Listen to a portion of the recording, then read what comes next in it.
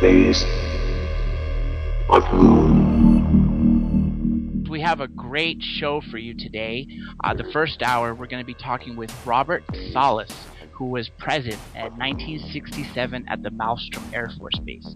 The second hour, we're going to be speaking to Stephen Bassett, the person who put together the citizens' hearing. It's going to be a hell of a time, and we'd love all of you to call in and ask some questions. The call-in number is area code 347-474-7228. One more time, call-in number is 347-474-7228, extension 818. And without any further ado, we have Captain Robert Salas on the line. How are you, Captain? Hi, John. I'm fine. Can you hear me okay? Everything's doing great. We were just telling everybody that we're going to be speaking with you, who, to me, a military witness is one of the most incredible, impeachable witnesses. Because people always say, well, why doesn't the military say it? Or why doesn't an astronomer say something? Well, in this case, you are a military officer, and you're able to not only talk about what you've seen. You've written 2 books. One of them's already out, and that one's called, I have it written down here, Faded Giant, and one that's coming out in a few weeks for all you listeners out there is going to be called just Unidentified. Can you tell the listeners where they can purchase your books?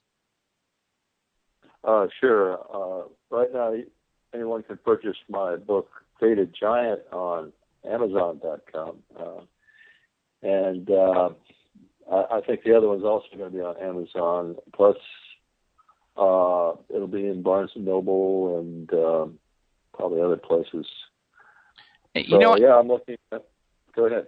Oh, for all those listeners out there who aren't aware, Captain Salas was actually at the citizens' hearing, which we've been talking about for several weeks, and he was one of the witnesses, one of the main witnesses that testified in front of the congressional hearing, which is a quasi-congressional hearing, and nonetheless, he's got a lot to tell. Nonetheless, before we jump to that 1967 incident, can you give us a brief background of your military history, I guess, leading up to that? Okay, sure. Well, I started out at the Air Force Academy, graduated from there in 1964.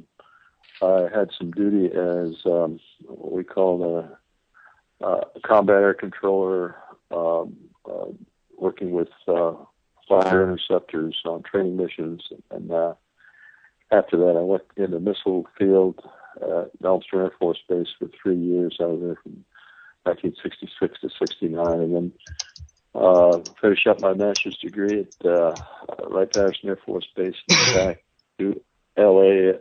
at the Los Angeles Air Force Station there, working on the Titan III program. I got out of the Air Force in 1974, honorable discharge, and then went to work for Martin Marietta, and then I went to work for Federal Aviation Administration, worked there for about 22 years as an aircraft certification in aircraft structures. You've done a lot for our government over those years, over those decades, should I say. Almost 3 decades, to be exact. Right. I actually retired from government service with over 30 years of government service. Now, that's a true hero and a true patriot for the United States. We are all very happy for your service and for joining us here today. Well, let me ask you a quick question. I know I was reading some info about you, and I've been familiar with your case. I've been watching you testify for several things and speak at several events for the last at least 12 years, if not more, as far as I'm aware. And nonetheless, I see that you were forced to sign a non-disclosure agreement, and they asked you not to talk about the event that we're going to speak about in a few minutes. Can you tell us when you decided that it was not right to withhold this evidence and this story from people, and when you started talking about it? Oh, sure. Yes, we were ordered to sign a non-disclosure statement about the event that I'll talk about. And this was right after the event, the day after, actually. And from that point on, I didn't speak about it to anyone until 1994. I had been out of service for over 20 years by then. But still didn't talk about it. Of course, that non-disclosure statement stays with you, even out of the service. But in 1994, I was in a bookstore and picked up Timothy Good's book called Above Top Secret. Great book. And yeah, it's a great book. And if you turn to page 301 of that book, you'll see a very short paragraph talking about missiles being shut down during a UFO sighting in Montana. And I got all excited about that because I thought, well, gee, maybe the Air Force declassified it. So I went, gave it some thought, and then went to the local MUFON group and contacted James Klotz, he's my co-author on this Unpainted Giant, and asked him to submit an FOI request to the Air Force about this incident that's mentioned in the book, and told him not to mention anything about UFOs, of course, because Air Force is very sensitive about that subject. So he did, and lo and behold, the Air Force wrote back and said, you know what, this incident is classified. However, we will declassify it now because it's been over 12 years. So they declassified what's called the Echo Flight incident. I thought I was an Echo Flight, but it turns out, I found out later, I was not an Echo Flight. So, but as soon as the Air Force declassified Echo, I decided to come forward and start speaking out. And I've been speaking about it ever since. Like I said, I later found out I was not an Echo, I was an Oscar Flight. So, and at the time that I submitted the initial request, I didn't realize there were two separate incidents that were very, very similar. And so I was unaware that there were two incidents. I thought it was just my incident. That was the Echo incident. But when I found out I was an Oscar, I just made a decision to go ahead and continue talking about this. And so I've been talking about it for about 18, 19 years now. Well, we researchers are really glad you have been talking because I think you actually helped other military men actually get the courage to stand up and start talking about their incidents as well.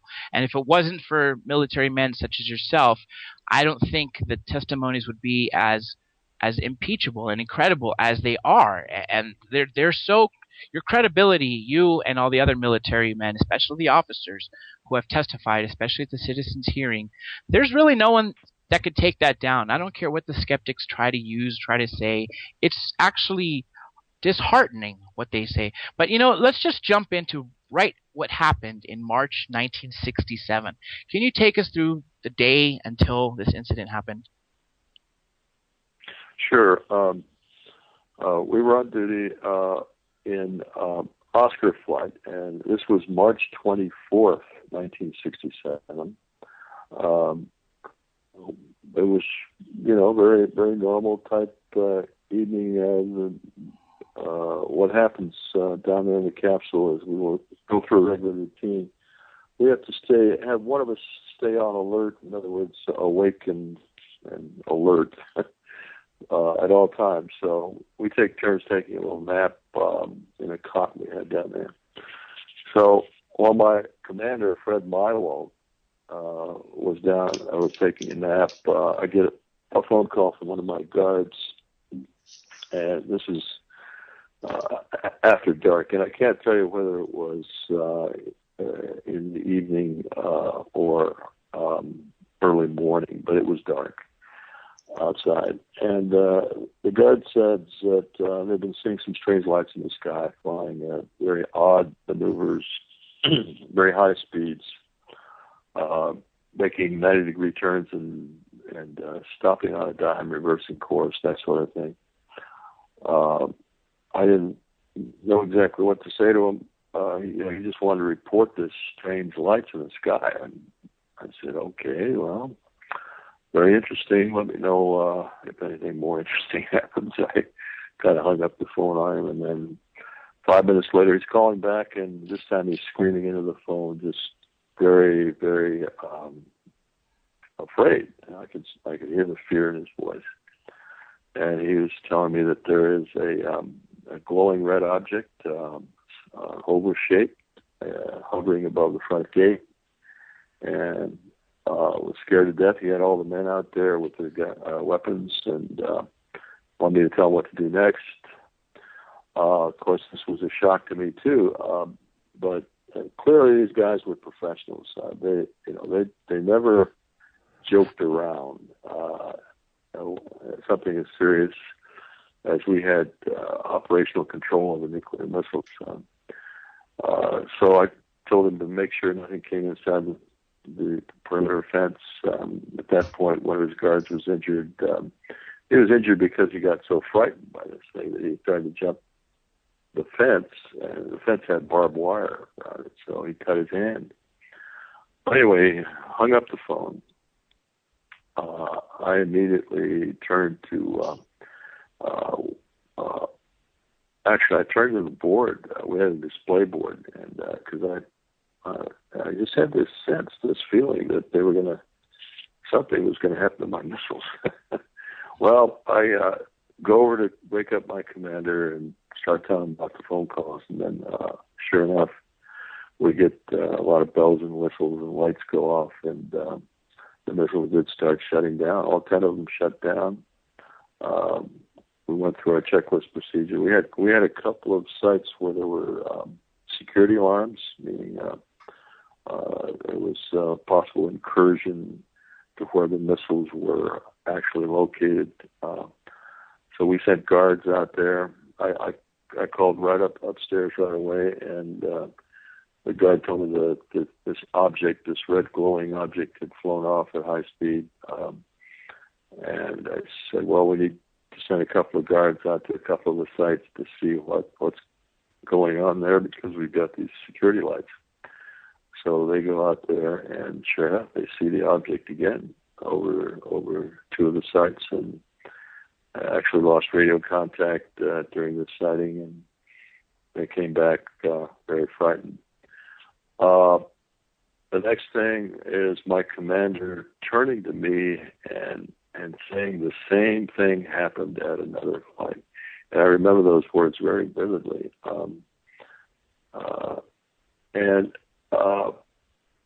For a long time, I thought that he meant the same thing happened that evening, but what he really meant to say was the same thing happened about a week earlier.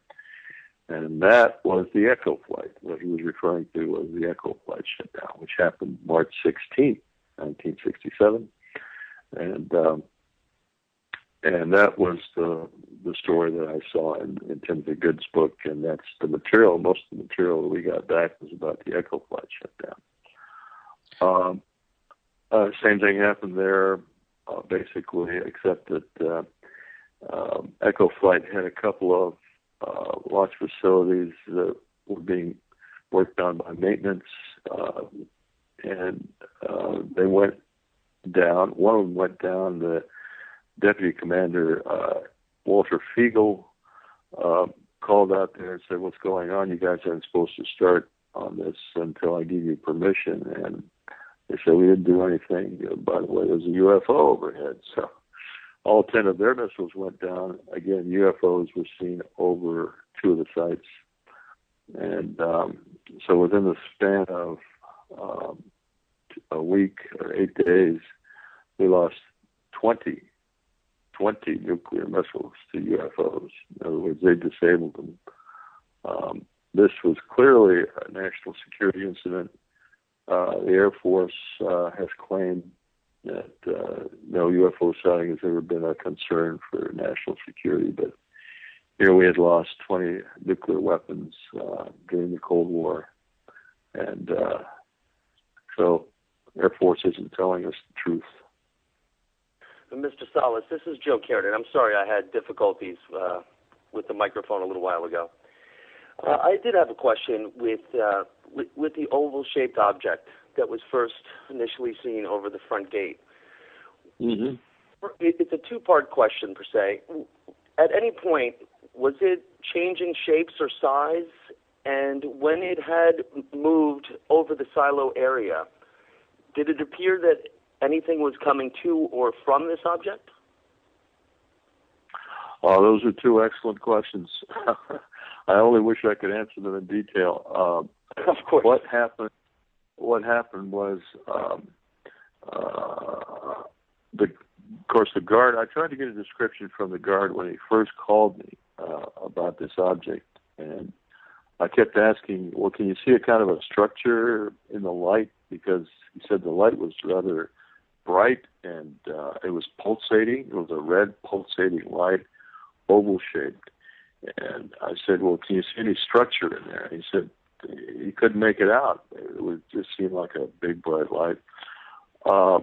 And then when we were relieved the next morning, I went up there and talked to him very briefly because they had a helicopter waiting for us to take us back. And again, I asked him to describe it, and he said I couldn't tell you any more except it was about 40 feet long. He pointed to the fence area out there, and he said it was reddish orange, pulsating, and that's all he could describe at the time. And then my commander grabbed me by the arm and said, "We got to go. The helicopter's waiting." So I didn't really get much of a chance to talk to him. And the same thing with the other guards. So we were flown back to the base. First thing we did, we were ordered into our squadron commander's office, and they shoved this paper in front of us and said, "Sign here." Even though we already had above top secret clearances because our job, I said, and that's what I told him. I said, "Why should I sign this? We've already got top secret clearances. If you tell me not to talk about something, I won't talk about it." Well, he insisted. This was a fellow from AFOSI who was there. Well, what is AFO? And then I can tell you that the next day I got a call from one of these guys at home. I don't know how they got my home number. I lived off base, but he and the other guards wanted to see me. They wanted to have a meeting with me to just talk over what had happened, because they were scared to death. And they were confused about what the heck was going on. And I had to tell them. I said, I can't talk to you. I'm under this oath, written oath, not to talk to anybody. That's incredible. Anyway, yeah. Has anybody else? Go on, Joe. I'm sorry. Has anyone else from this incident come forward, Captain Salas? Well, yes. None of the guards, I haven't been able to contact, none of the guards have come forward. Of course, a lot of these guys were sent off to Vietnam. One of the techniques the Air Force uses is to, once there's an incident where there are witnesses, they disperse the witnesses and they send them to different bases. And I think that's what happened here. And of course, some of them were sent to Vietnam because they were weapons trained. However, the maintenance man that came and brought our missiles back up online, his name is Robert Jameson. He's also has come forward, and he spoke in Washington D.C. in 2010 when we had a little conference there, and he confirmed the fact that Oscar flight lost all 10 missiles, and he confirmed the date, March 24th. Of course, we had Arnie Arneson, who saw telex in that time period. He's a lieutenant colonel who was in charge of the cryptographic center, and he said he remembers seeing the telex that said UFOs were responsible for the shutdown of these missiles. And there, of course, we have other witnesses like Robert Kaminsky, who was head of the Boeing team that did the investigation on the Echo flight. And he was told by his superiors that this was a UFO incident. Ray Fowler heard from his people. Ray Fowler was, that name might sound familiar to you. He was, yeah, it does. At the time, he was working for Sylvania, who had the electrical contract on the Minuteman. And he had contractors at Malmstrom that confirmed that, yes, indeed, these were UFO incidents. So there are various witnesses that support parts of my story, and of course I've got documents. I think I've got one of the better documented stories on an incident, a major incident like this. You know, I just want to make a comment real quick about what you said about national security.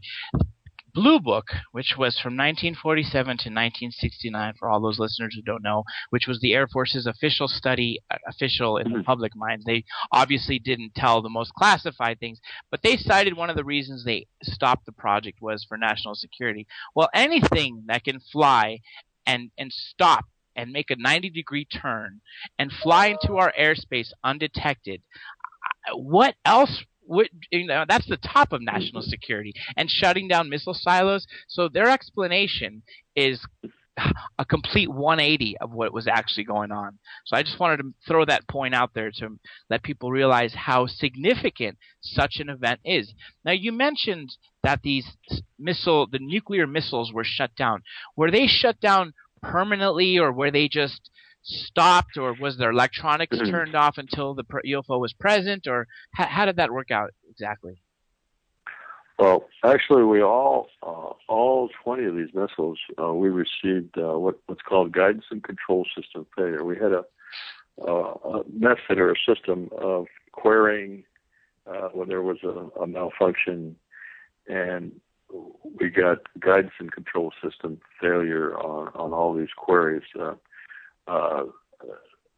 Basically, the missile at that time, we're talking 1967 now, we didn't have GPS or anything like that, but the missile had to be properly oriented, physically oriented, and had to know where exactly it was in order to go to its proper target after launch. So this was a target alignment procedure that was upset. In other words, we had gyros and that oriented the missile in the guidance system package, and that was upset. In other words, the missile didn't know where it was, so it didn't know where to go if it were launched. So this was a very specific thing that they did. The objects. They did something very specific to each of the missiles, and that was to upset the guidance system. Now they flow over each missile and shut it down and then go to the next one and the next one after that? No, it wasn't quite. It was faster than that. The Echo flight lost all 10 missiles within seconds, and the same thing happened to us. Now, you have to understand that each of these missiles is a separate entity. They don't work like Christmas tree lights where one goes out, they all go out. No, it doesn't work like that.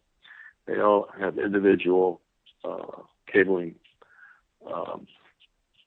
and individual systems. So they would have had to do something really fantastic in order to accomplish this. And of course, that's why I have claimed and continue to claim that these were extraterrestrial objects, because we had nothing and we still have nothing, I don't think, that could have do what that object did to our missile.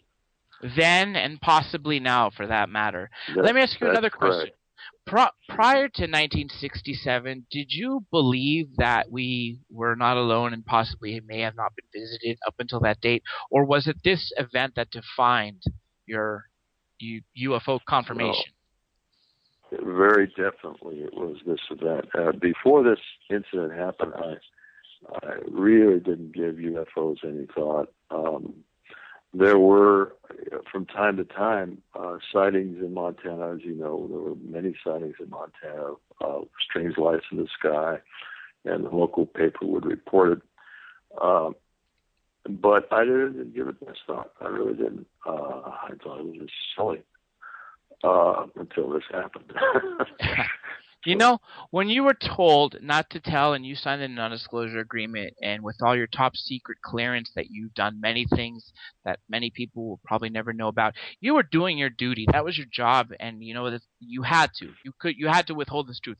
How did it feel to hear stories about UFOs from and hear other people ridicule about them, but you knowing that you knew something but you couldn't tell?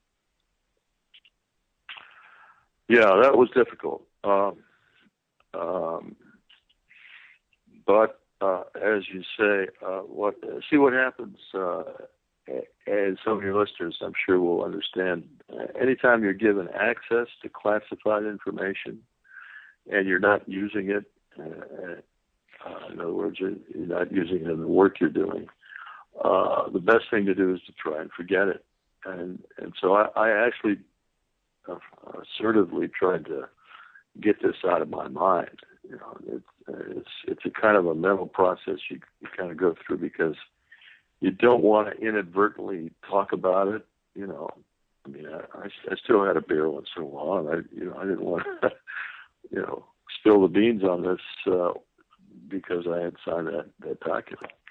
So yeah, you try to forget it. So, but when I did want to come forward and talk about it, I struggled to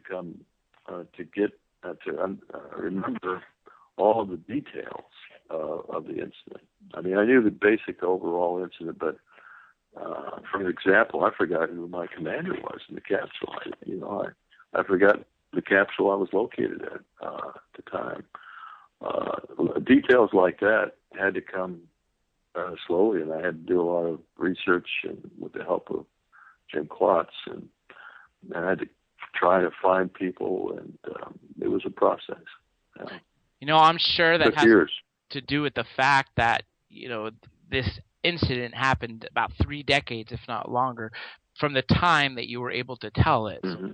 So, fairly obvious. Some people listening aren't even 3 decades old, and for you to have this knowledge for 3 decades before you could talk is just astonishing. Let me ask you one quick question, as we're going to go to break in about a minute.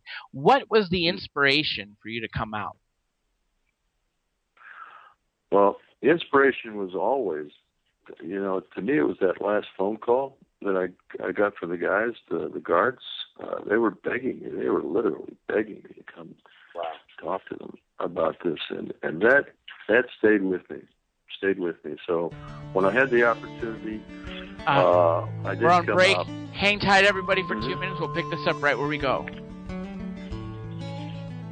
We are back. Third Phase of Moon Radio right here on freedomslips.com. Remember, if you've captured anything amazing on film, please send it to us via Facebook or Skype, Third Phase of Moon or Blake Cousins. Today we are joined with Captain Robert Solis, who was there in 1967 at the Maelstrom Air Force Base when missiles were shut down by a UFO. He also tested. Just before we went on break, we were talking about what was the inspiration for Captain Solis. And real quick, let me throw in there his 2 books. One that's already available is Faded Giant. You could find it on Amazon, Barnes & Noble, or any other place like that. And Unidentified will be out in a few weeks. His last book was amazing, and the next one will be no different. It will be just as awesome. So I suggest all you listeners out there, make sure you check it out. So, Captain Solis, what was your inspiration? I'm sorry we got cut off with that music right before break, but... Yeah, it was 2 things. First, the guards desperately trying to get me to talk to them about it. So many people in the Air Force have been shut up forcibly, with threats of all kinds,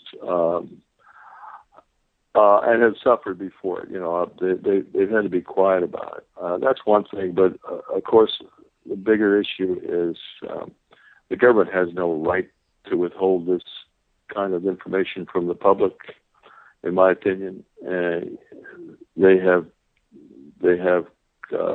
along with what I call the cabal, controlled this secret, kept it from the public, and so I strongly feel a responsibility to the public to keep talking about this, because it really did happen.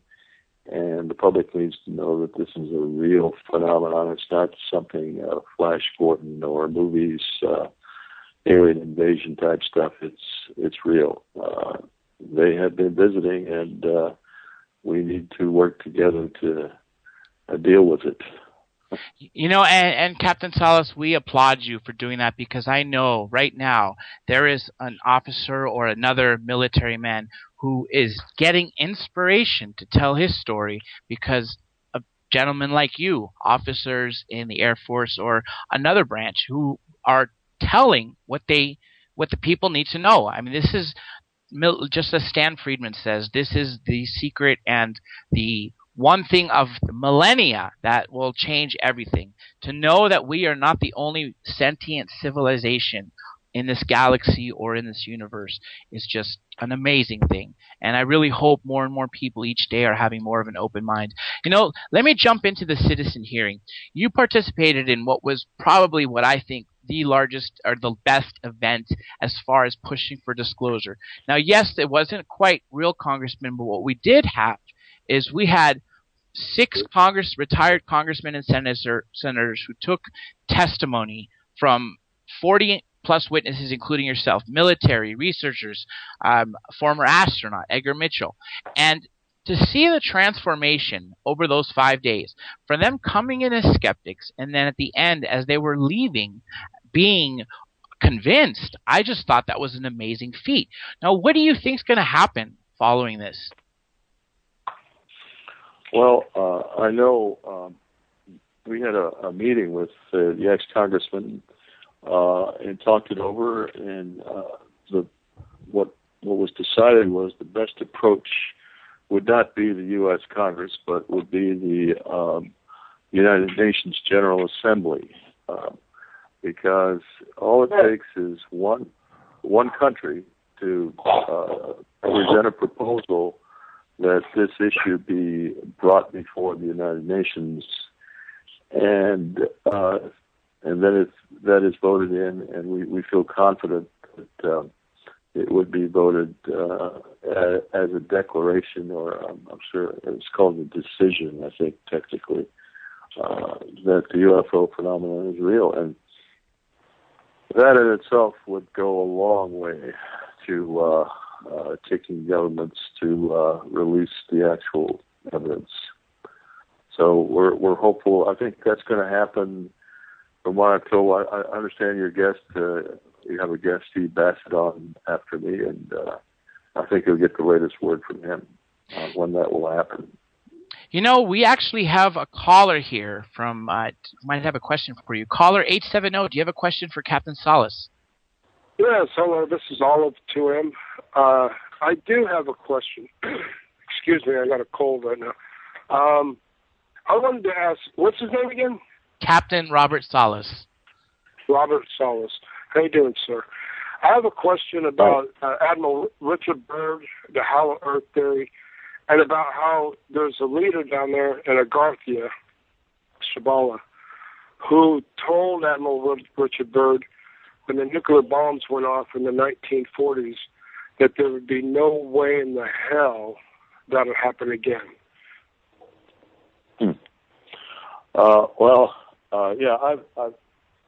I won't speak directly to that Richard Byrd story. I've heard of it, but what I will say is that there is a definite indication that these objects, UFOs, are very interested in our nuclear weapons program and do not want to see us continue with nuclear weapons, nuclear weapons. And I think that was the basic message of my incident. They just wanted to send a message to get rid of your nuclear weapons.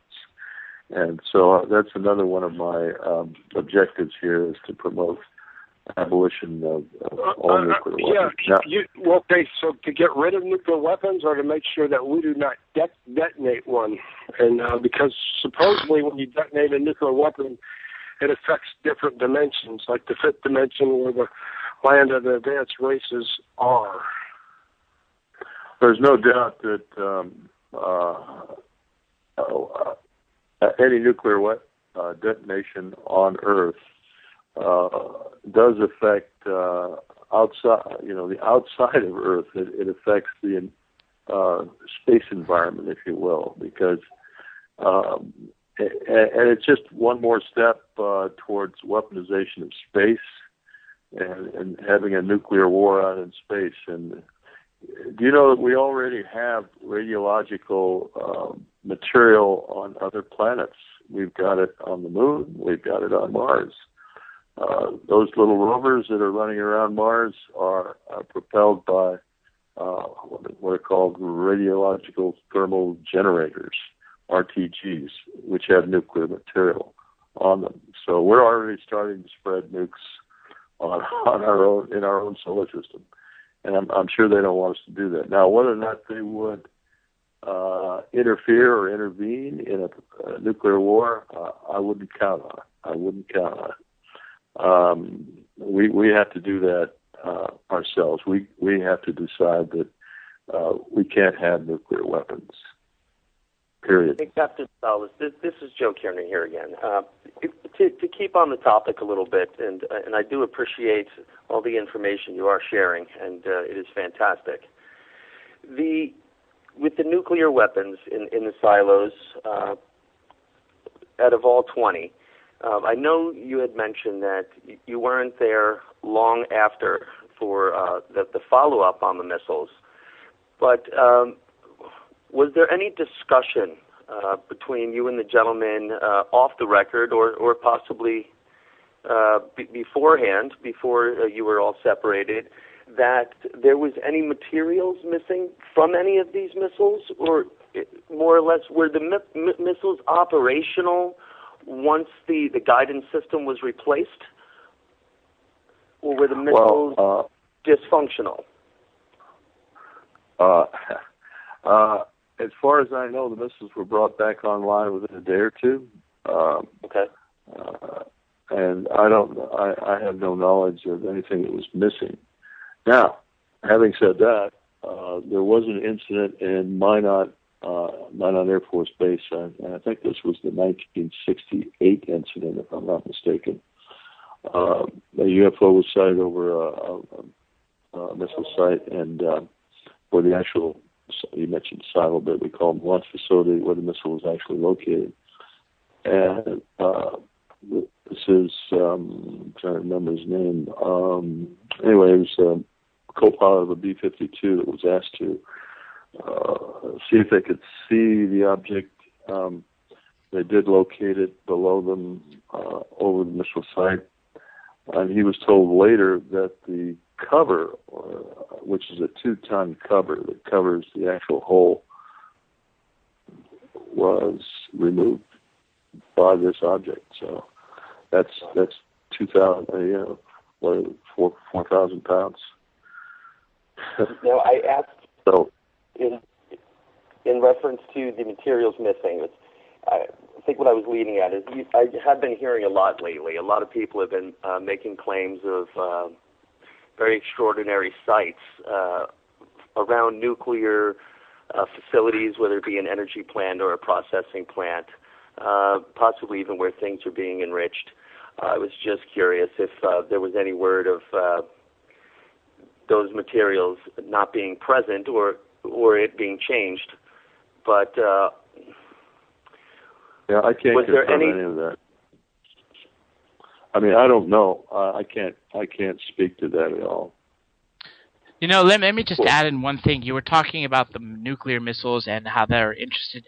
That is definitely evidenced by people who have come forth and spoken about things such as Bentwaters. That incident there involved, even though they didn't do anything to the missiles, at least that we know of, they were definitely monitoring a base that had nuclear missiles. And obviously, I've also heard a famous researcher talking about a crash site which was near Trinity, the Trinity, which was where we detonated the first nuclear missile. So they're clearly interested in what we're doing. And as Stan Friedman says, sometimes they think because we're a primitive species always killing each other, it's like almost as if the kids found the matches when we found nuclear missiles and the ability to decimate an entire city, if not larger, with these missiles. Yeah. That's a very sad thing.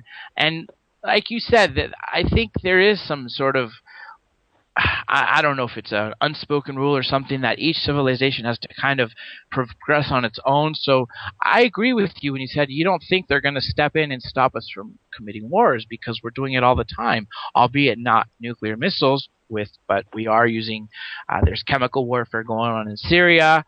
We always have this hand-to-hand combat with small arms in Iraq, Afghanistan, and so many other places around this earth.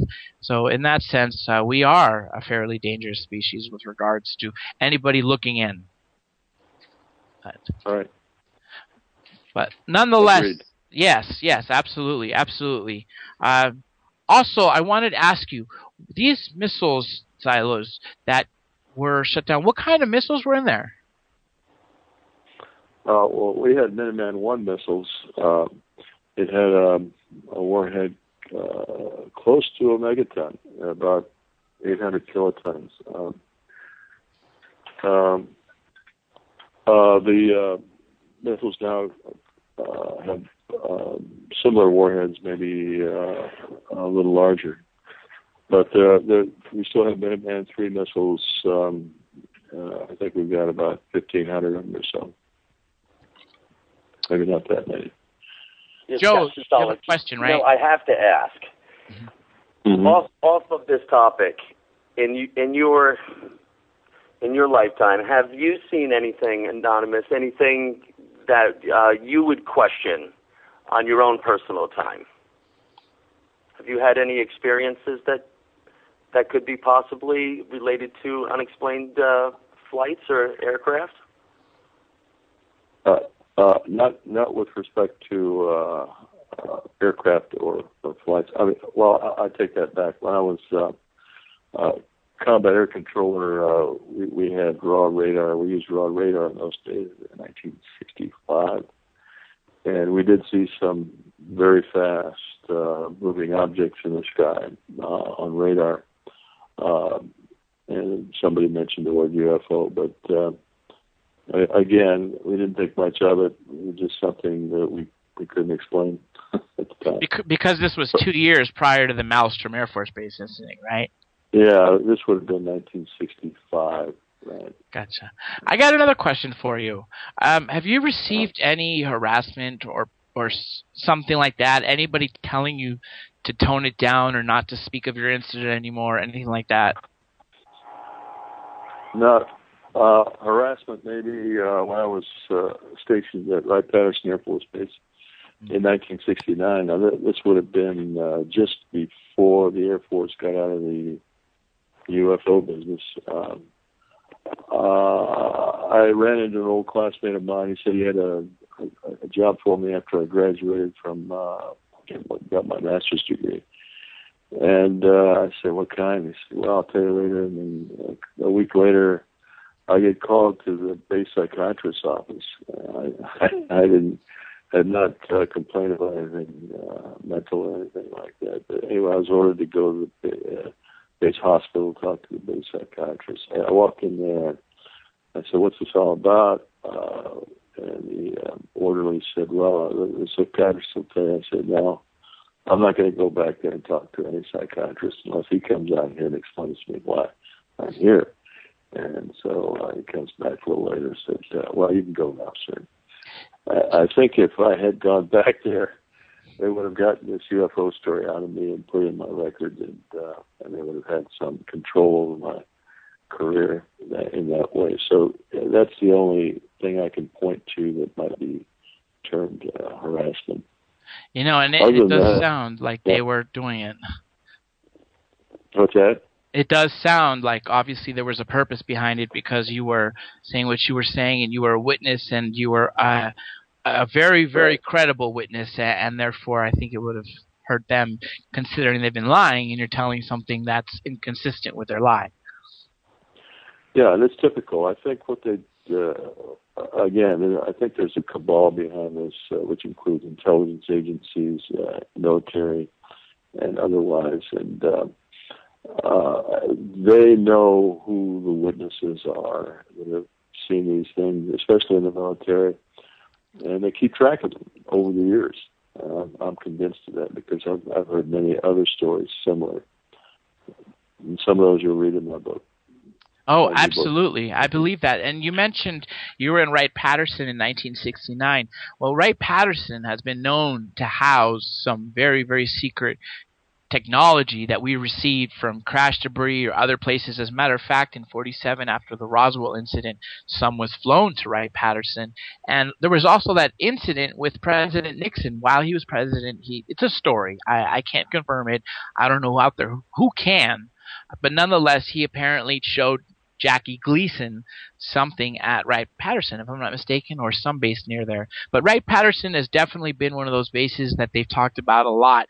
Similar like area as of Area 51, where they house some technology. So it's just ironic that you were there in 69. Let me ask you another question. Real quick, let's talk about disclosure. Since we're running out, got a few more minutes to the show, 8 minutes or so, 7 minutes. What do you think it's going to take for disclosure to happen?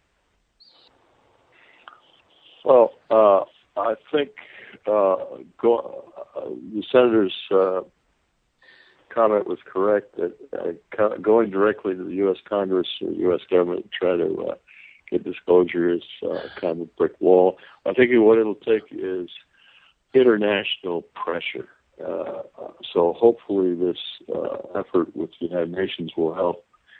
It'll also take more and more credible witnesses coming forward. I have indeed inspired a few people to come forward, and we need more people to come forward with stories, with other witnesses corroborating the stories, things like that, and stay away from some of this wild speculation.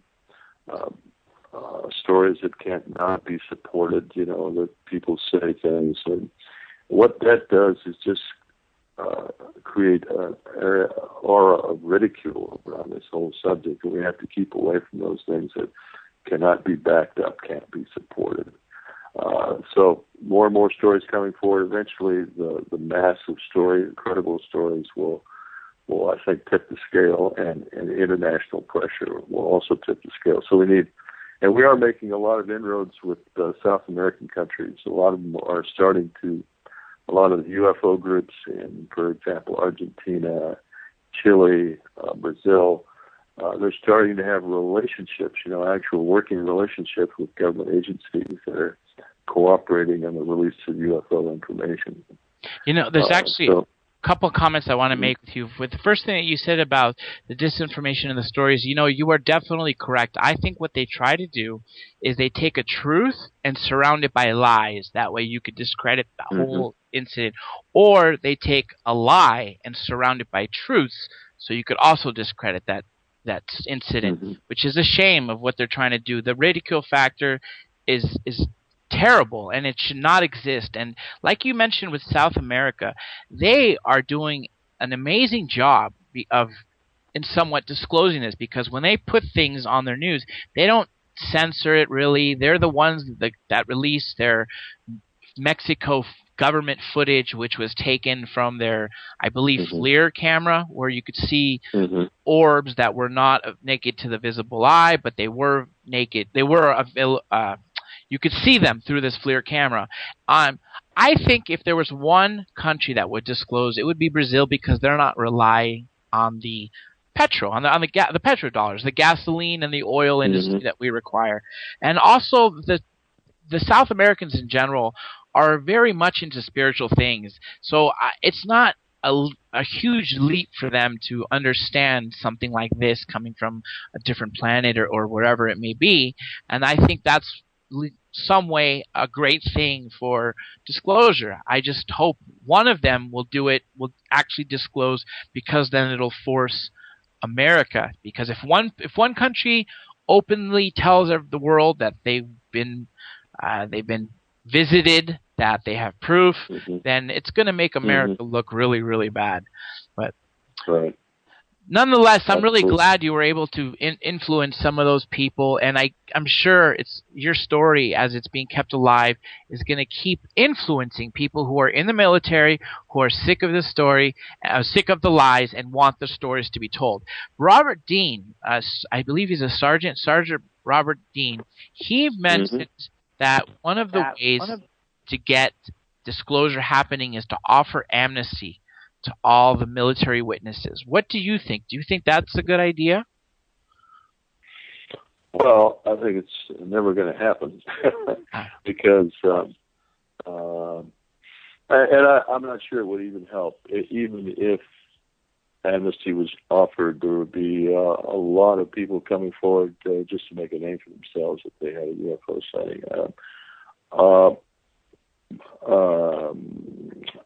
There is a personnel reliability program in the Air Force. I know that anybody that reports something like this, they put it on the record, and it's a bad mark.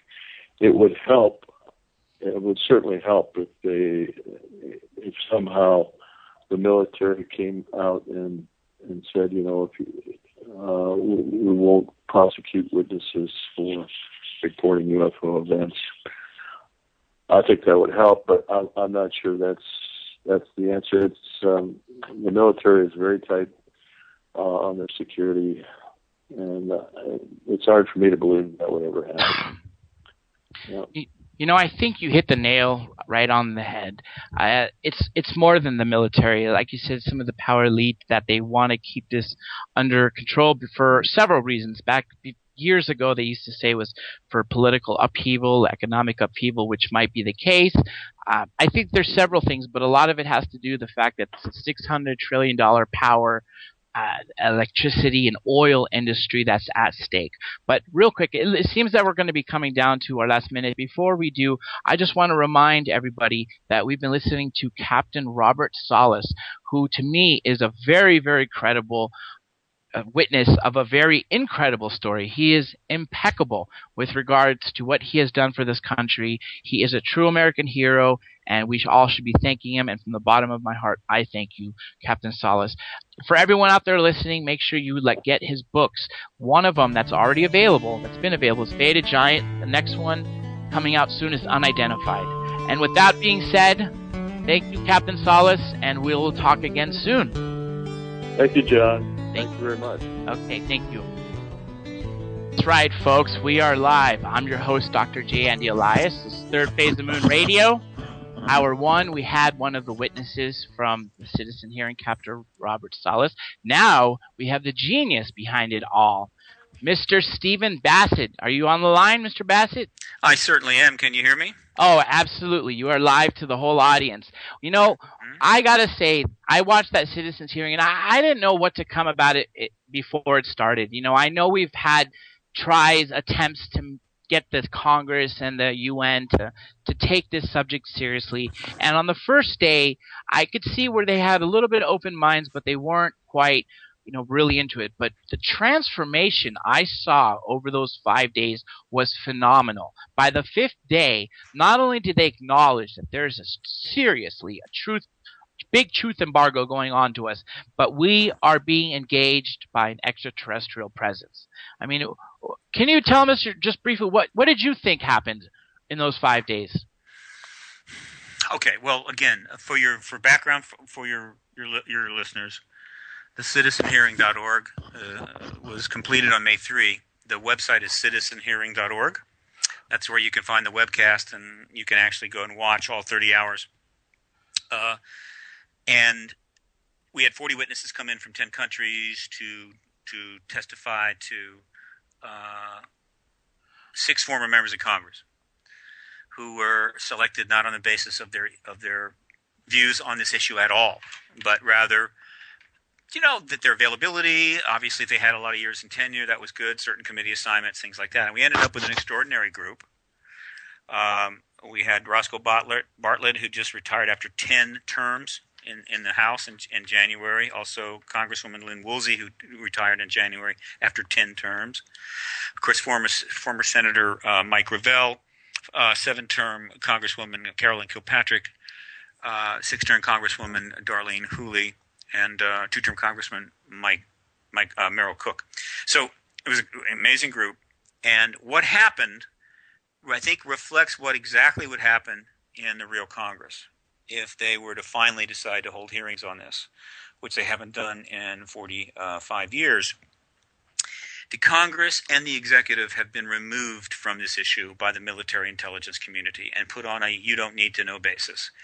That's happened That's been slowly happening since the 50s, and they really pulled the rug out, I think, by about 1980, 85.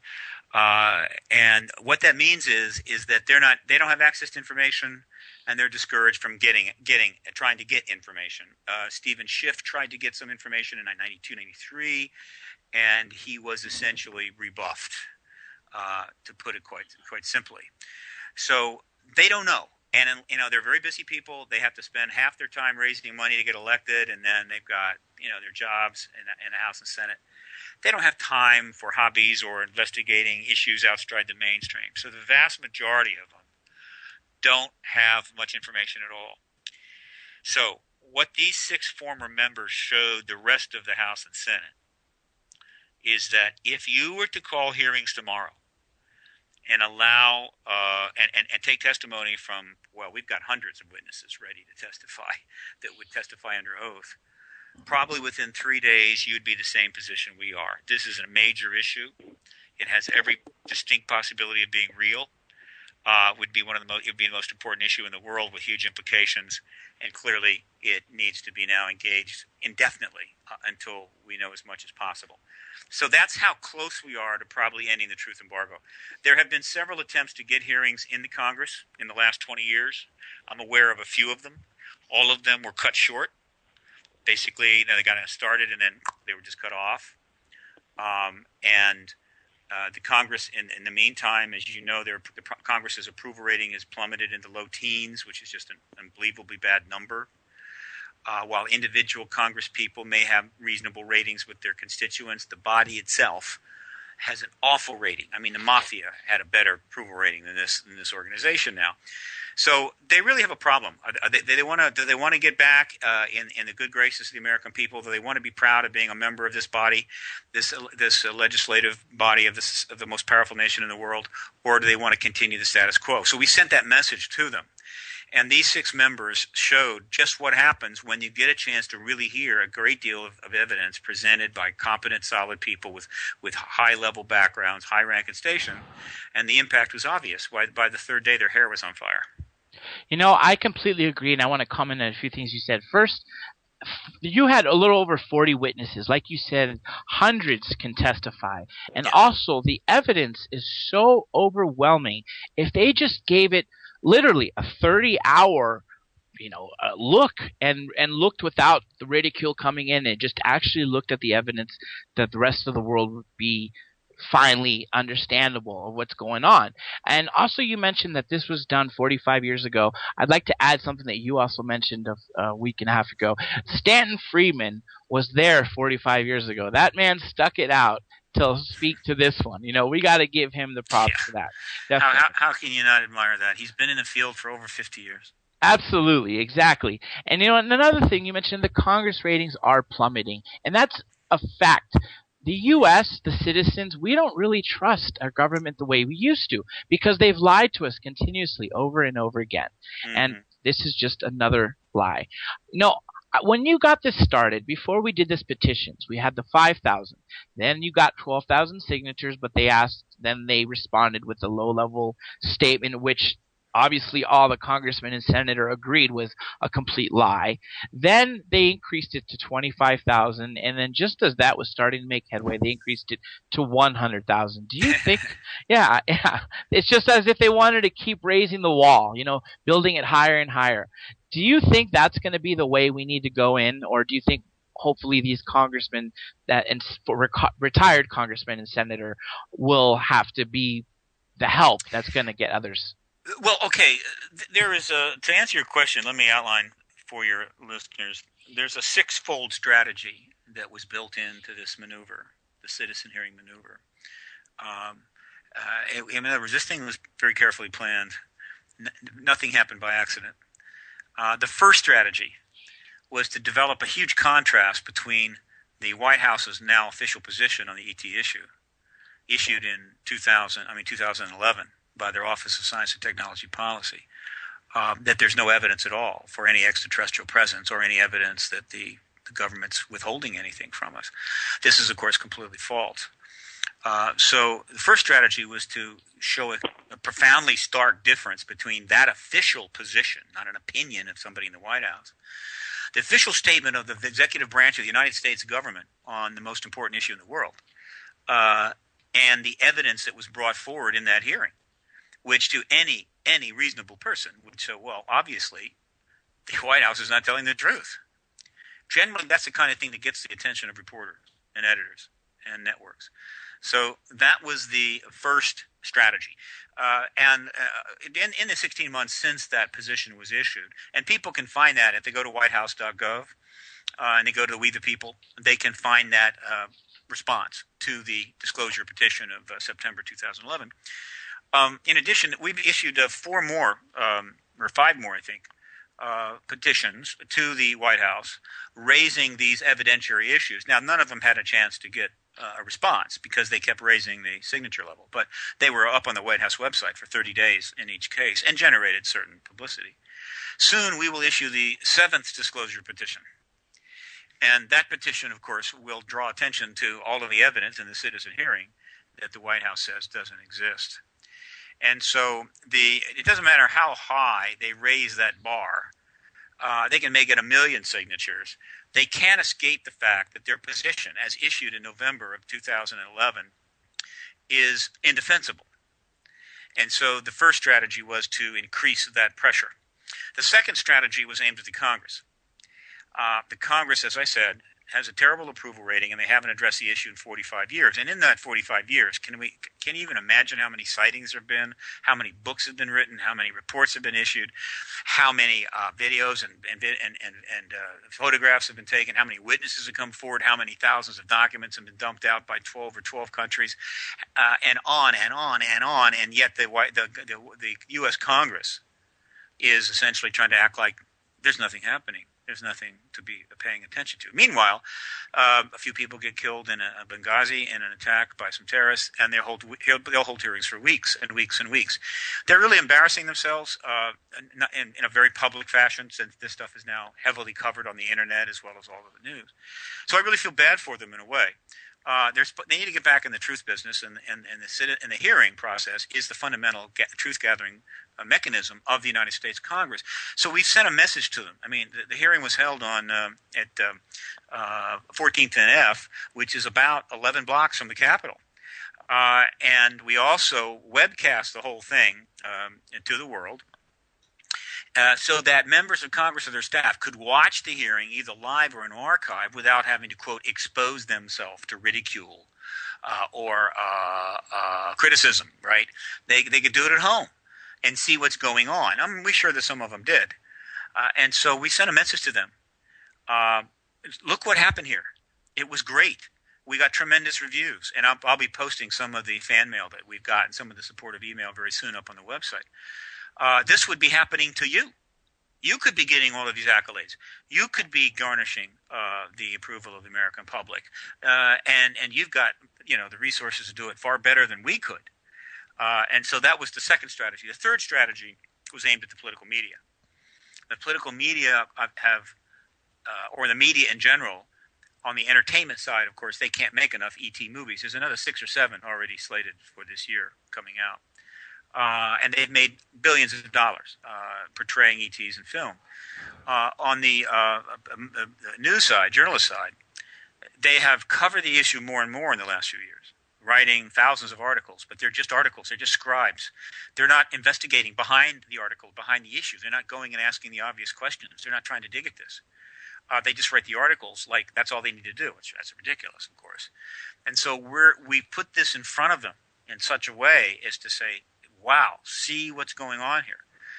We held it over 5 days so that any media didn't show up on Monday would realize that they better get down on Tuesday and so forth, Wednesday, Thursday, Friday.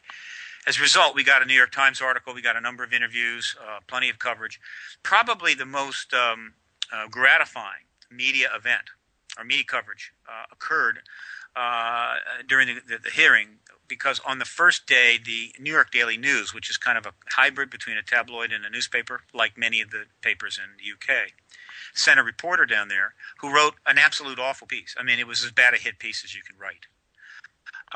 They got so much flack from the public from comments from readers that they sent the same guy back at the end of the week to write a straight piece.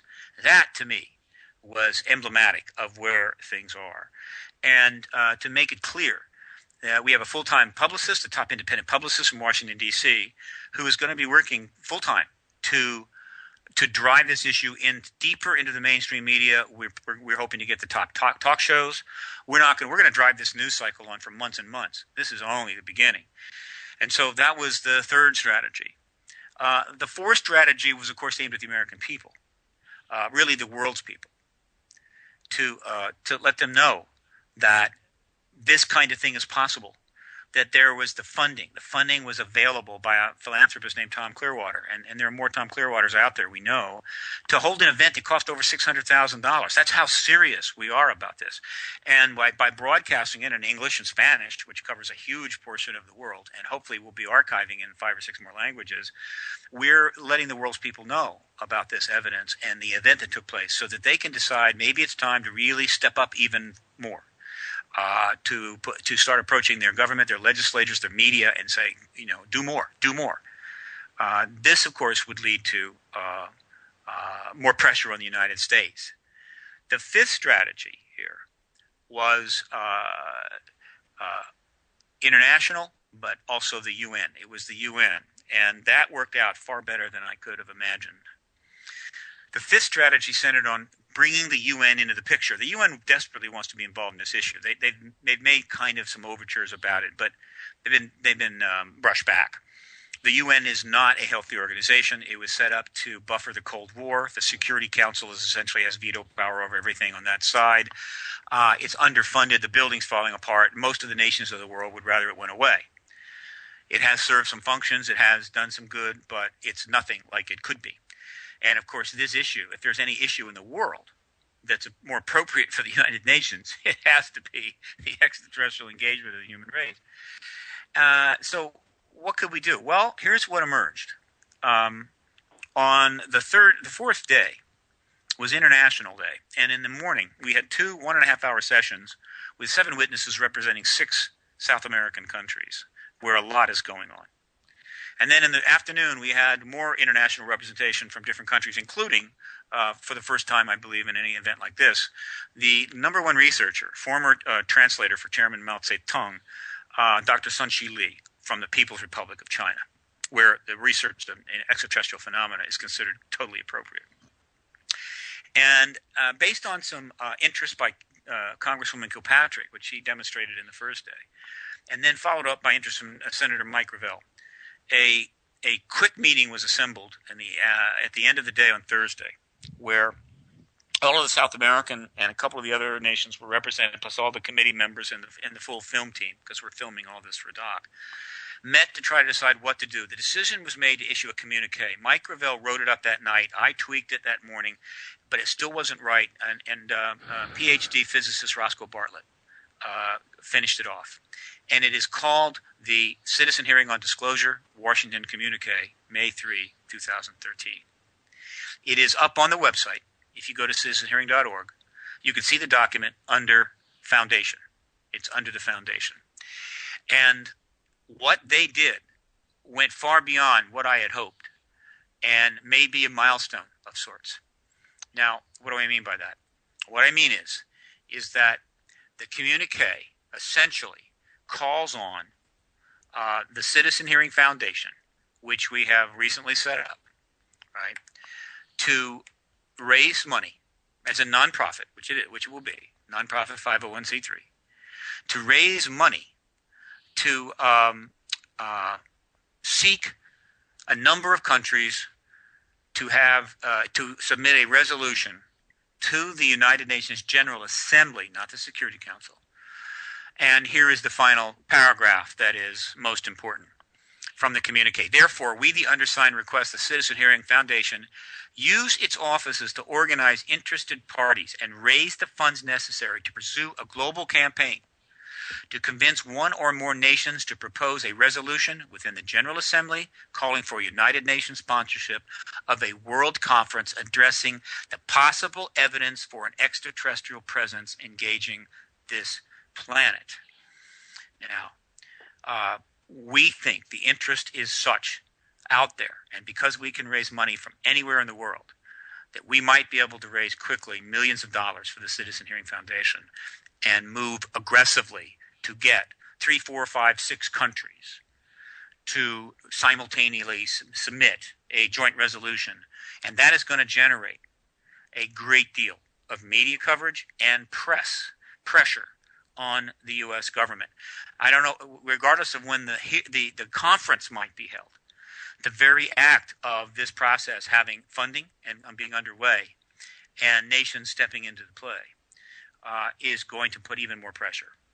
And so these are the strategies. These are 5 of the strategies that were part of this 5-day event.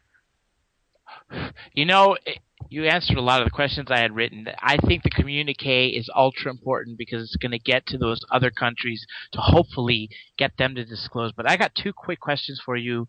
Maybe they can be somewhat combined. First of all, you are very strategic in your planning of which panels to go in what order. Right. I wanted to ask you why you chose which panels to go when and what the importance of that was. And the other question I wanted to ask you is, what will happen if another country discloses before the U.S. does?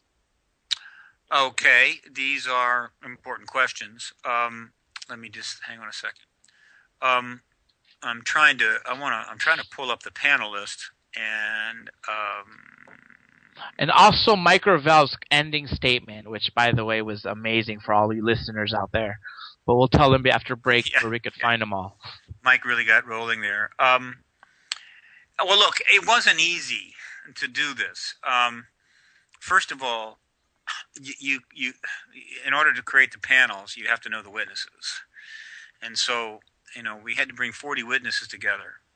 And it wasn't easy. There were some very key witnesses that we very much wanted there for reasons that were not always clear, simply would not come.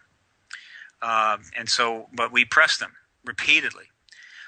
We had others turn up. And so ultimately at some point, and this is fairly late, we had what were 40 witnesses. And the question is then how to arrange them. Now, that was my job.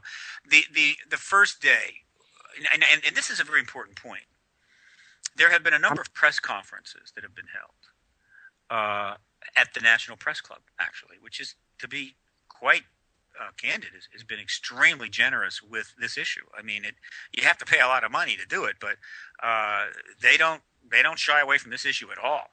I mean, I've held 6 press conferences there myself, plus this hearing, and I've got colleagues that have held another 4 or 5 or 6. So all good on the National Press Club.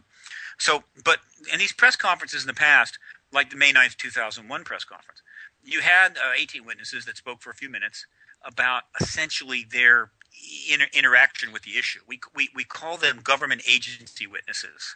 I like to expand it to government agency political witnesses. Of course, anybody that testifies at a hearing is a witness, but there's 2 kinds of witnesses. One are the researchers, and one are what we call government agency political witnesses. And what we did here, what we were able to do, because we had 30 hours to work with in 5 days, is we combined 20 top researchers with 20 political military agency. This is a synergism that really has not been done before, which creates more power. And so in the first day, we had a lot of witnesses testifying the historical background of a range of the subject matter. So providing a platform under which the military agency political witnesses could stand on. All right, so that's what was going on in the first day. The witnesses like Edgar Mitchell made an opening statement. You had Paul Hellyer, who's written a book addressing this issue. Of course, myself. You had Richard Dolan, Grant Cameron, Stanton Friedman, Linda Moulton Howe. And we also had Antonio Huneeus and Stephen Greer and Danny Sheehan. They presented a tremendous amount of platform here. And then the second day, which was probably the most important day, because I didn't want to wait on this. I wanted to get this out quickly while the press, before the press might move on. I'm getting a little background. Yeah, I heard that too. I disconnected. It was a caller. So nonetheless, sorry. Okay, that's all right. The second day, we hit 2 things really hard. The first one was the Bentwaters case that occurred in UK. at the Bentwaters Woodbridge Air Force Base nuclear facility. And we focused on two key witnesses, John Burroughs and Sergeant Jim Peniston. And then we had their attorney there, and then we had Nick Pope, who's very knowledgeable about the subject. And they went into in pretty good depth. There are other witnesses we would have loved to have had there. We just could not arrange it. But they raised the Bentwater case quite well. And as it happened, they announced and issued a press release during the hearing that their attorney, Patrick Frascogna, is actually filing a lawsuit with the Veterans Administration because they have medical issues, some of which stem from their encounter at Bentwaters, and they can't get them because they're classified for reasons nobody knows. And amazingly, later in the week, the committee agreed to sign letters to the appropriate agencies demanding they get their medical records. This is the kind of committee we had. They didn't waste any time. And then in the afternoon, we had the probably the most important exopolitical panel without question, and that was the panel on nuclear tampering. If anyone has the time and they read Robert Hastings' important landmark book, UFOs and Nukes, some of the best research ever done in this subject, he interviewed, I think, 160 military agency people. They're going to learn something extraordinarily profound, that these entities,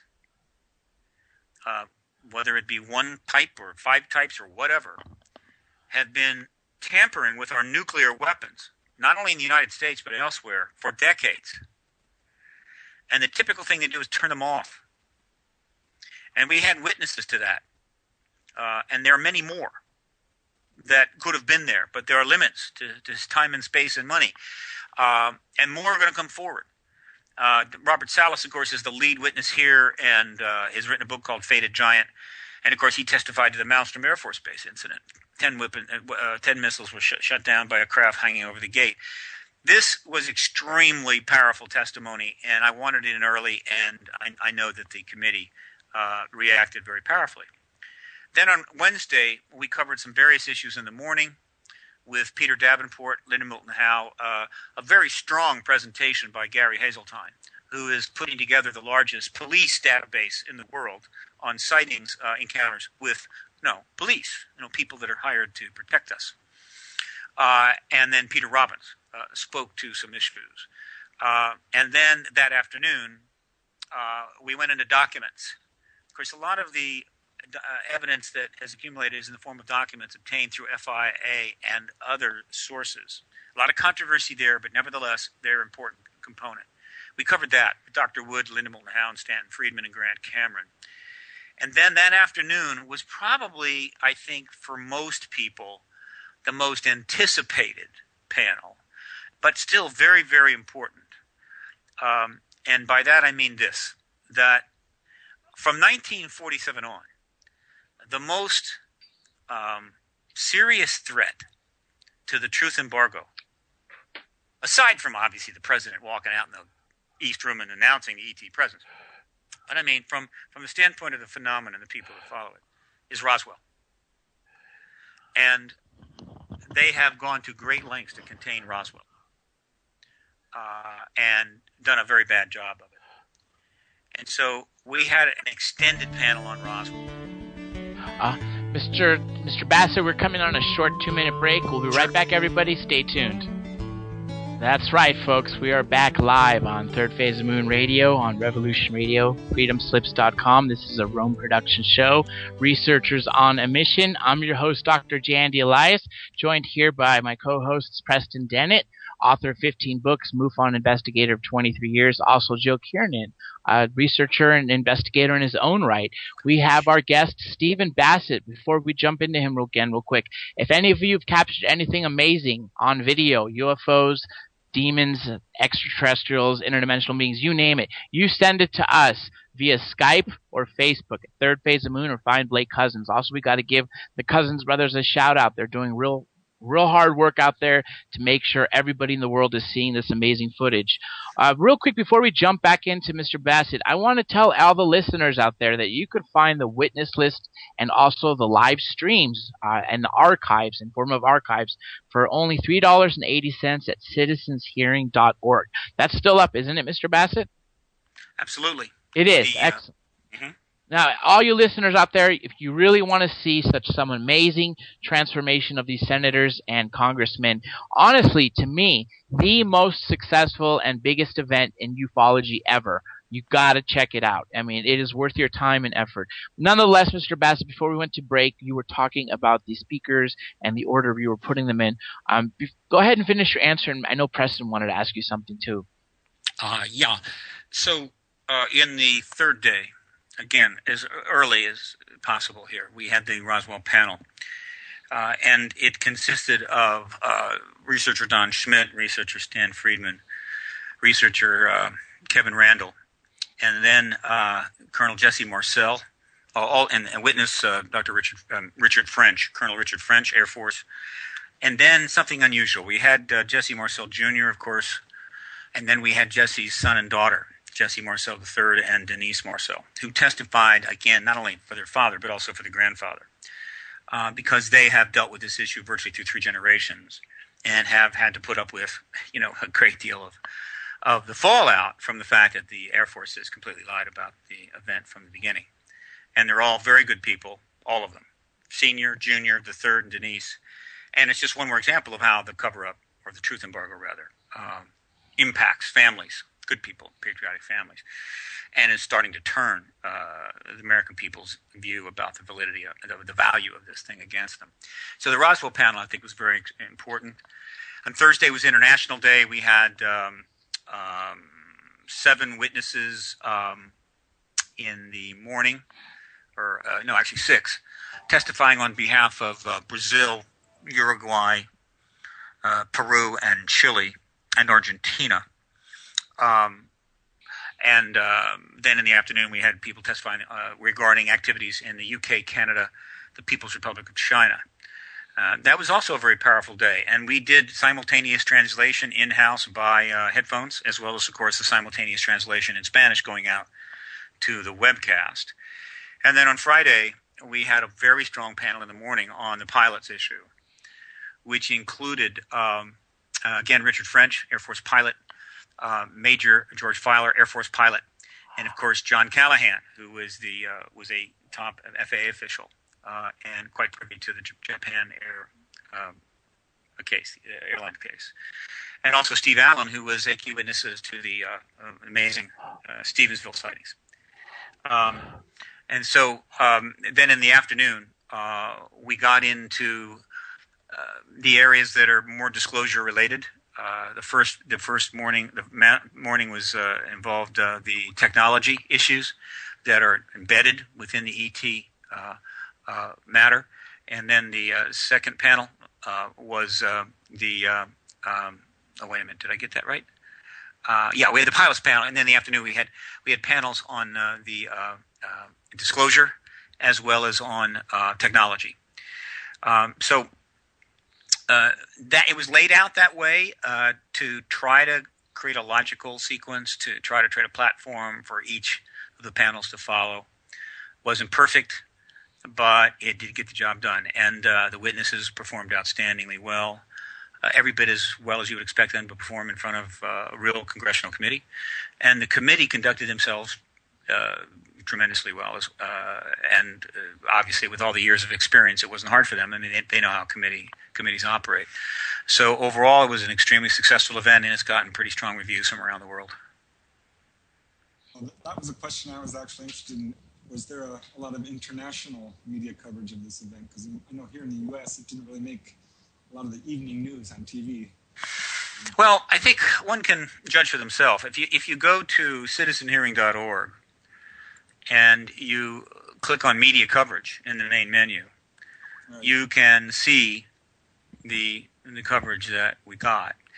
It did not get the kind of across-the-board evening news coverage that we would have liked. Yeah, I was really disappointed. I mean, I consider this hearing a success. I mean, it's hugely important. I mean, nothing like it. Yeah. But there's a reason for that. There is a reason for that. We had some very tragically bad luck.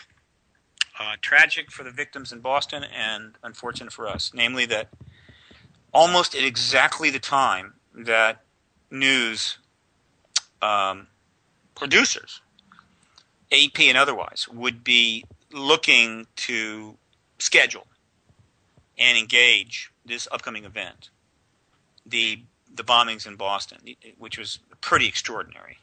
I mean, bombings do happen, but the Boston Marathon, and utterly, completely commanded.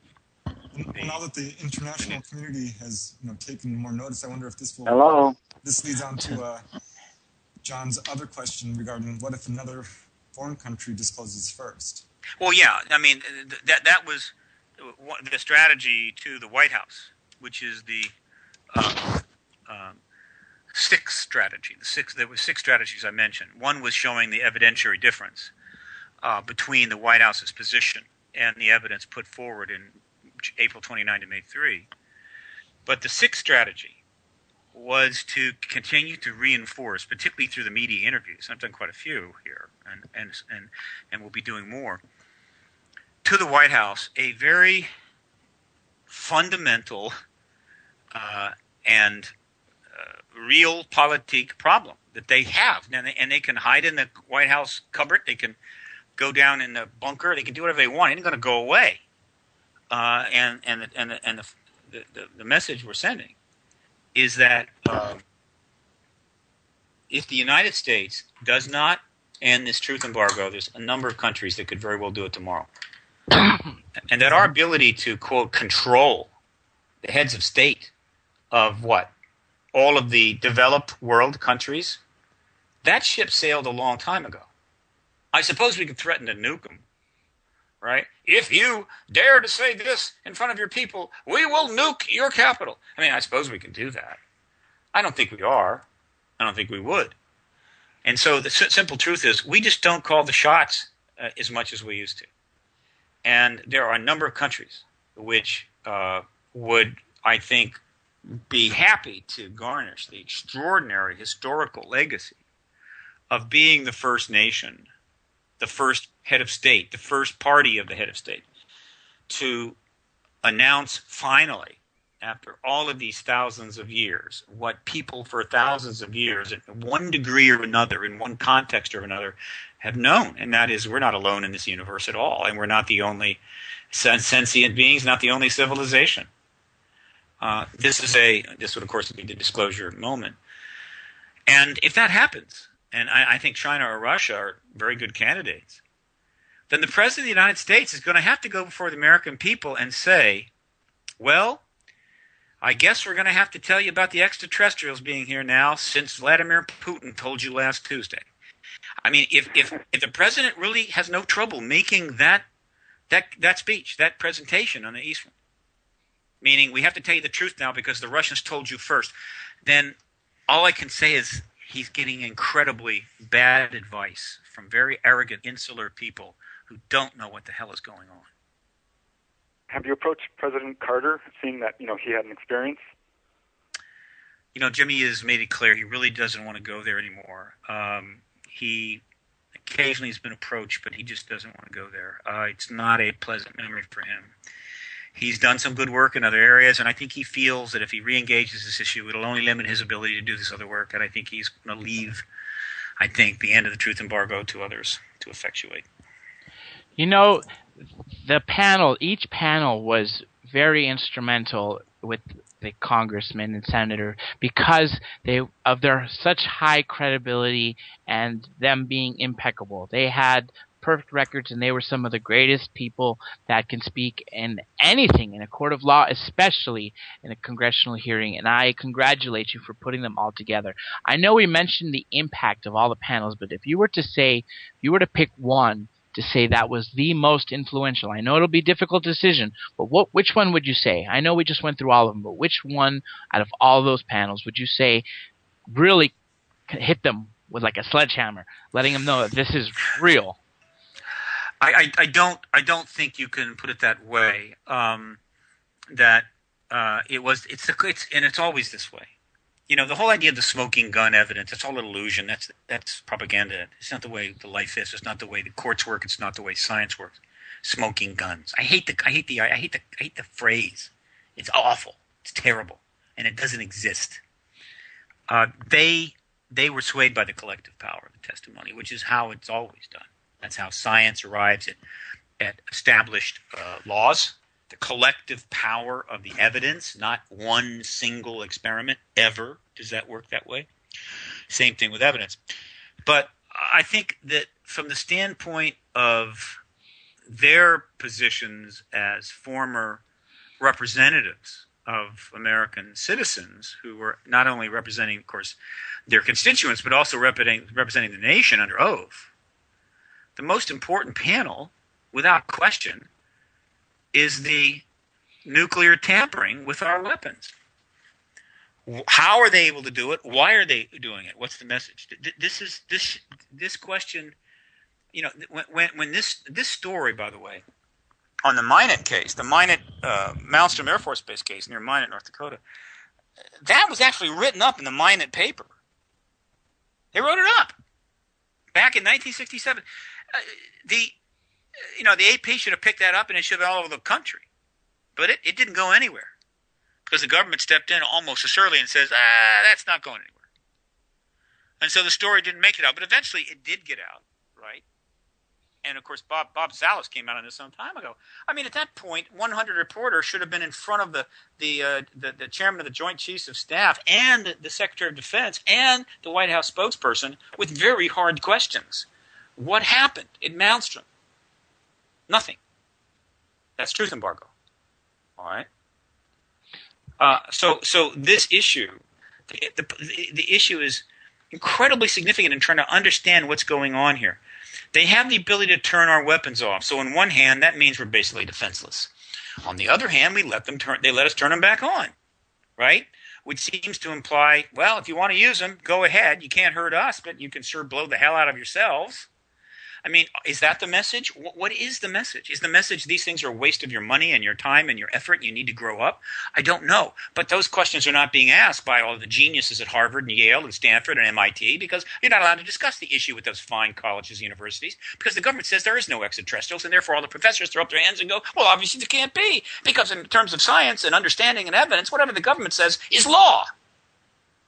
That's the kind of madness that's going on. So the answer is the nuclear tampering panel, the book UFOs and Nukes, the book Fated Giant, the testimony of Robert Salas, and the other witnesses, most of which had national security clearances to work in SAC bases, is the most important evidence out there in terms of what's relevant to our geopolitical reality, relevant to the executive, relevant to the Congress, and of course relevant to the political press. And they're going to have to decide when they're going to actually start being journalists instead of being, lapdogs to the state. You know what I find just an irony or an oxymoron? The fact that they say at the end of Blue Book that UFOs have nothing to do with national security, yet they were shutting down missile silos. And Bob Salas was talking about that he waited 18 years, or it was about 18 years ago when he finally told of what happened, which was 2 decades after, or 3 decades. He kept his mouth shut for 3 decades after this incident happened, and I'm glad he inspired other military men to come forward. But if it wasn't for people like him just speaking of what happened, I don't think the people would know. But it is a dichotomy. It is a complete dichotomy of what we've been hearing with that it doesn't affect national security, and it does. Now, let me go back to Eisenhower. Eisenhower, when he left his office, he warned everybody of the military-industrial complex. Well, I heard that the word congressional was supposed to be out of it. I don't know why. We were hearing some interference there. It's gone now. It's gone. He was talking about this military-industrial complex. But unlike other presidents, when they step down, what they do is they brag about what they did during their tenure. Oh, for the last 8 years, I dropped the unemployment rate. I did this, I did that. Well, he chose to warn the American public instead. Why do you think that was? Because maybe he was kept out of the loop? Oh boy. Let us hope that one day we truly learn what happened between 1947 and the exit speech in 1960 by President Eisenhower. So 13 years. These are the intense years, the most intense years of this history of this phenomena. But when you factor in the truth embargo, that's when the truth embargo was built, refined, institutionalized, and the secret empire made some of its biggest strides. Truman certainly knew about Roswell. Certainly was, apprised of the ET issue. Of course, he was gone by 52. And by the way, the election of 52 was just a few months after the events of July of 52, when you had vehicles flying around Washington, D.C. itself, which scared the hell out of the U.S. government and military, which is what caused them to convene the Robertson panel later that year, which led to, of course, the report stating the ETs may not be a threat, but the public's awareness of this issue is a big problem, meaning we got to contain that awareness, which is kind of the formal document initiating the truth embargo, in a sense. Anybody who thinks that Dwight Eisenhower, the five-star general who helped defeat the Nazi Germany and the Axis powers, was not informed about the ET presence, well, they just live in a universe made up of idiots. So Eisenhower knew. And from 52 to 60, he was probably tracking in the best he could, because the ability to fly around and just do and go anywhere you wanted was not so easy back then, right? For presidents, for high-level people, certainly the president. And so he had to rely on the reports of others, and so he was undoubtedly tracking what was going on. And it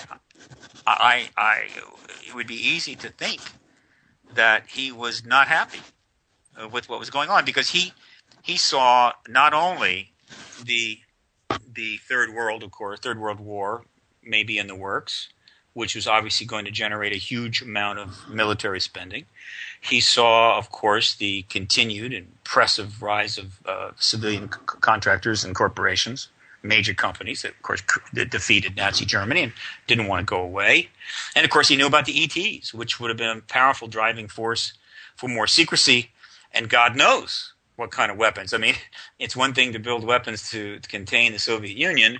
What kind of weapons are you going to build to contain other galactic, starfaring civilizations, assuming you're determined to make them the enemy? And I can imagine it must have been incredibly tough on him to keep quiet. But clearly he had to. And so when he leaves, in spite of the fact that the military was held in extremely high regard in the years after World War II, and of course as it geared up to defend against Soviet expansionism, and the economy was doing very well, and American corporations were the greatest in the world, and they helped defeat the Axis powers, and so wow, nobody was really attacking American industry and American corporations in any significant way. And the country was doing well. And here's this president that walks, that sits down in front of the cameras, and as his last parting words says, "Beware the growing influence of the military-industrial complex." Like, where did that come from? And of course, nobody really understood, frankly. I mean, they said, well, later on they said, well, it had to be because, the military and the contractors are getting together and they're spending a lot of money. But that was later on. At the time he said it, his audience would have been dumbstruck. What are you talking about? And of course, what they did not know, the audience did not know, was about the extraterrestrial component. And undoubtedly that was affecting the degree of militancy within the military, because they had this potential, maybe unconquerable enemy to maybe deal with, even more powerful than Stalin. And of course the government corporate contractors who were saying, oh my God, if we're going to have a war with the ETs, we're going to all be billionaires. And so no, they didn't have that. But do we know for sure? We do not. Do we know for sure he met with extraterrestrials? We do not. Do we have some evidence? Yes. Is it beyond a reasonable doubt? No. But let me tell you, as I said before, I would love to live long enough to have some proper accounting and be able to read what happened between 1947 in Roswell, July, and the January exit speech of President Eisenhower. What a story that must have been. Well, it seems like we came very close to disclosure several times. I mean, with Roswell, very, very delicate situation. I think even now, and certainly in my research, the ETs are pushing towards disclosure really hard, and the contactees are saying it's going to happen soon. And I'm wondering what you think, or how will our society change? What will be the ultimate effect of all this disclosure? And minding we only have a few more minutes left in the show. The situation is this. We have a shot for disclosure this year. We have that opportunity because, one, the president did run on an open, transparent government platform, which he has not sufficiently served at all, but recently has been showing some indications that maybe he's trying to reverse course. Two, we've got over a dozen countries that have released tens upon thousands of documents into the public domain, which are important in good cases. They're not the heavy duty super secret stuff that would really open up some cans of worms, but they certainly add to the weight of the evidence, and they're being downloaded all over the world by millions of people because they're up on the net, right? We've got militaries in South America that are setting up formal arrangements with UFO groups. We have witnesses coming forward, right? We for every one we lose to death, 2 more come forward that are still alive. We have, of course, the citizen hearing, which I think is an unprecedented event that has created a almost critical mass situation regarding the media. And, of course, we have huge public awareness and documentaries coming out, such as Sirius, and, of course, there will be a documentary later this year. All of this is piling up on itself. It may reach a critical mass, set off a chain reaction, but we need to get the job done. So I need people to think that way. I mean, the number one thing that we're going to focus on, one of the key things, is the Citizen Hearing Foundation. It is a nonprofit 501(c)(3). Anybody in the world can contribute to it. They get a tax deduction. As it turns out, many countries have reciprocal relationships, which I only learned recently, that if a person in country A donates to a 501(c)(3) or a nonprofit in country B, they get a tax deduction in their country, and vice versa. Not all countries have this, but many do. And, of course, we're not limited to people, institutions, other foundations, other nonprofits. We're in a position to bring the money together very quickly if people are ready to step forward. Mr. Bassett. And get this done. We are terribly sorry the show is over. Thank you, everybody. Make sure you go on citizenshearing.org. Third phase of moon.